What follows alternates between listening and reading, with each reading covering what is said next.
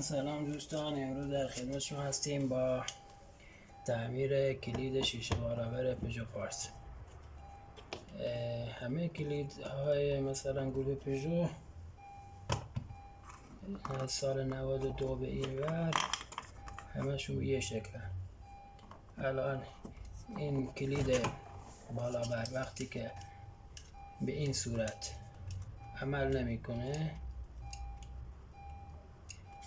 به خاطر بارندگی و به خاطر که گرد و خاک یا آب داخل کلید بره، این مشکل ایجاد میشه و خیلی هم راحت به این صورت کلید رو در میاریم.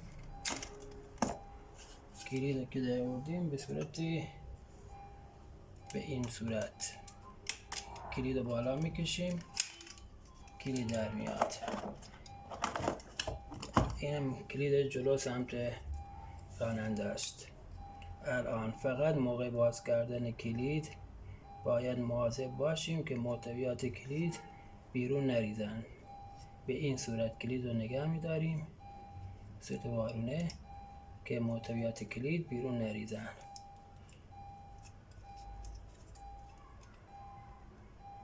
بعد کلید ها کلن به از این طرف کلید رو وارد میکنیم به این صورت. الان که میبینید این قسمت کلید مال طرف راننده است، این هم به طرف شاگرد استش. بعد اینا هم در میان، فقط اینا به صورت وارونه نگه دارین. بعد این قسمت، الان این قسمت به هیچ عنوان خراب نمیشه، فقط به خاطری که درپوش داره و آب هم داخلش نمیده تا به حال که خراب نشدن. این قسمت فقط مال طرف راننده است. این قسمت آب که بره داخل، این قسمت ها جر میگیرن و خاصیت رسانایی رو از دست میدن.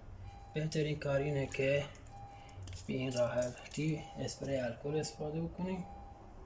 بعد با یک دستمال کاغذی تمیز این قسمت ها پاک بکنیم که تا جرم و آلایندگی که هرچی هستن از داخل کلید پاک بشن. به این صورت تمام. الان این قسمت رسانایی شو، این هم اگر شد با یه اسپری تمیز بکنیم. حالا خب این ظاهرا تمیزه. بعد به همین صورت جایش میزنیم. به همین صورت تمام. فقط موقع نصب دقت بکنیم که این قسمتی که آبی هستش و اینا در میان به طرف دکمه هایی که در میان هستن. بعد به این صورت نصب میشه از قسمت بالا. به قسمت بالا به هم فشار میدیم. تمام.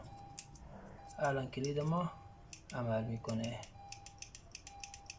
خب دیگه نیازی نیستش که نزدیک 400-500 تومن برای کلید هزینه بکنیم. به این صورت دوباره جا میفته. اینم از کلید ما، اینم از این. بس شد.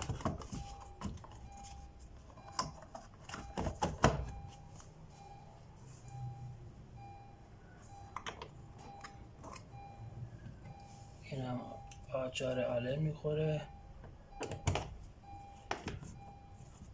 این برای دسته از کلید هایی که جدید هستن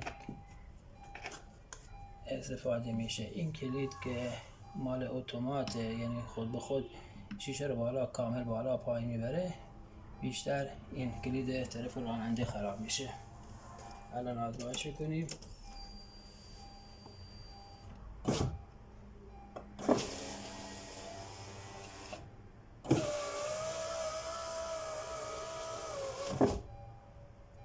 به همین سادگی تمام شد.